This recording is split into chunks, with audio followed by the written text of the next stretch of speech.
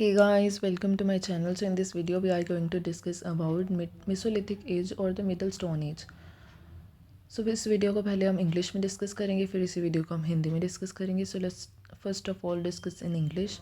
The term Mesolithic is the combination of two Greek words, meso which means middle and lithic which means stone. Thus the meaning of Mesolithic age is Middle Stone Age. Becoming an intermediate stage between Paleolithic and Neolithic age, this is called Mesolithic age.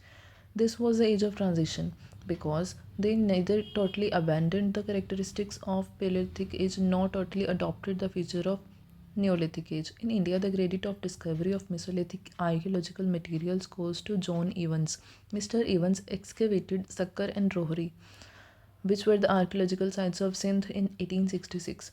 Let's talk about how the humans used to live. First of all, about the taming of animals. In lives of Mesolithic men, some reforms had come with respect to Paleolithic age. Although these were still dependent on hunting, but now they used to tame animals, means they used to domesticate animals like dogs, sheep, goat, cow, ox, buffalo, wild horses, etc. The evidence of taming of the animals have been found from Adamgarh of Madhya Pradesh and Baghor of Rajasthan. Let's talk about how they used to bury the dead. These people were aware of burial process of dead bodies. Remember, Paleolithic people did not know how to bury the dead, so they used to just place the body in open, and that body was disposed of by the animals or birds. But Mesolithic people were aware of burial process of dead bodies.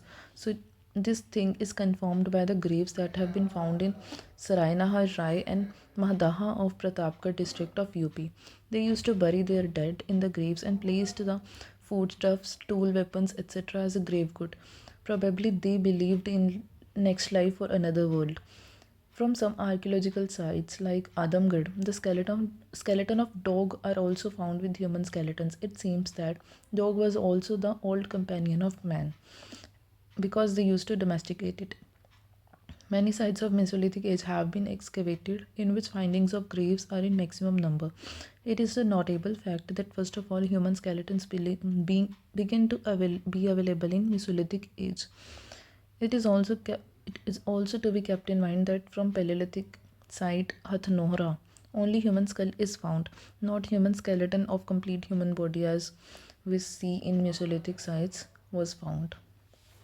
अब इसी video को हम हिंदी में discuss करते हैं. पहली बात तो ये कि मेसोलिथिक वर्ड बना कहाँ से है. तो मेसोलिथिक वर्ड दो ग्रीक वर्ड से बना है. मिसो का मतलब है मिडल और लिथिक का मतलब है स्टोन. तो इसीलिए इसे मिडल स्टोन एज कहा जाता है. ये एक इंटरमीडिएट स्टेट है पेलोलिथिक और नियोलिथिक एज के बीच, इसीलिए इसे मेसोलिथिक कहा जाता है. ठीक है. ये क्या थी, एक तरह की ट्रांजिशन स्टेज थी. क्यों? क्योंकि इसमें ना तो अभी उन्होंने पेलोलिथिक एज के कुछ फीचर्स को छोड़ा था और ना ही पूरी तरह से नियोलिथिक एज को अडेप्ट किया था. इंडिया में मेसोलिथिक पीरियड या मेसोलिथिक आर्कियोलॉजिकल मटेरियल्स को डिस्कवर किसने किया था? तो जॉन इवंस ने किया था. इवंस ने जो सक्कर और रोहरी साइट्स हैं सिंध प्रोविंस की, उन्हें एक्सकवेट किया था 1866 में. अब बात करते हैं मेसोलिथिक ह्यूमन लाइफ के बारे में. तो सबसे पहले बात करते हैं कि सबसे इम्पॉर्टेंट चीज़ जो इस एज में आई थी वो थी taming of animals. Means Mesolithic people ने काफ़ी ज़्यादा रिफॉर्म्स आ गए थे. पहले वो एनिमल्स को टेम नहीं करते थे. एनिमल हस्बेंड्री कहीं भी नहीं थी पेलोलिथिक एज में. पर मेसोलिथिक पीरियड में लोग क्या करते थे, एनिमल्स को उन्होंने डोमेस्टिकेट करना शुरू कर दिया. हाँ, वो अभी भी हंटिंग पे डिपेंडेंट थे, पर उन्होंने अब एनिमल्स को टेम करना शुरू कर दिया. For example dogs, sheep, goat, cow, ox, buffalo और वाइल्ड हॉर्स, इन सबको वो टेम करते थे. टेमिंग की अर्लियर एविडेंसेस कहाँ से मिलते हैं? हमें आदमगढ़ से मिलती हैं, जो मध्य प्रदेश में, और बघौर जो राजस्थान में, वहाँ से हमें टेमिंग के एविडेंसेस मिलते हैं. अब बात करते हैं कि वो अपने डेड लोग होते थे उनको डिस्पोज ऑफ कैसे करते थे.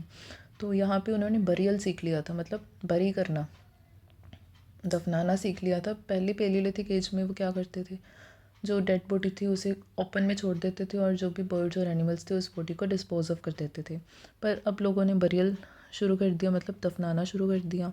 इस चीज़ का सबूत कहाँ से मिलता है? हमें सरायनहर राय से मिलता है और महदाहा जो प्रतापगढ़ डिस्ट्रिक्ट में है वहाँ से मिलता है. प्रतापगढ़ डिस्ट्रिक्ट यूपी की. ठीक है. इससे ये भी पता लगता है कि वो जो बरियल में जो क्या करते थे, जो फूड स्टफ़ था या टूल्स होते थे, वेपन्स होते थे इंसान के, उसको भी उनके साथ ही दफना देते थे, जिससे ये पता लगता है कि वो जो नेक्स्ट लाइफ है, ठीक है, उसमें विश्वास करते थे कि इन लोगों को नेक्स्ट लाइफ में इन टूल्स की ज़रूरत पड़ेगी। इसके अलावा हमें एक और चीज़ मिलती है कि वो जो उनकी ग्रेव थी ना, उसमें जो डॉग्स हैं उनके भी स्केलेटन्स मिले हैं, जिससे ये पता लगता है कि जो डॉग था वो उनको ह्यूमन का ओल्ड कंपेनियन रहा है, मतलब पुराने टाइम से कंपेनियन रहा है। इस चीज़ का पता कहाँ से लगा? आदमगढ़ साइड से पता लगा, ठीक है। इसके अलावा हम ये कह सकते हैं कि जो बरियल की या जो ग्रेव्स हैं वो मैक्सिमम नंबर हमें कहाँ पे मिली है? मेसोलिथिक एज में ही मिली हैं। इसके अलावा हम एक चीज़ और कह सकते हैं कि first of all human skeleton हमें कहाँ से मिला है? मेसोलिथिक एज में मिला है। पैलेलिथिक एज में हमें स्कल मिला था, पर जो पूरा का पूरा ह्यूमन स्केलेटन है वो हमें मेसोलिथिक एज में मिला है। तो ये थी बात मेसोलिथिक ह्यूमन लाइफ के बारे में। Thank you so much.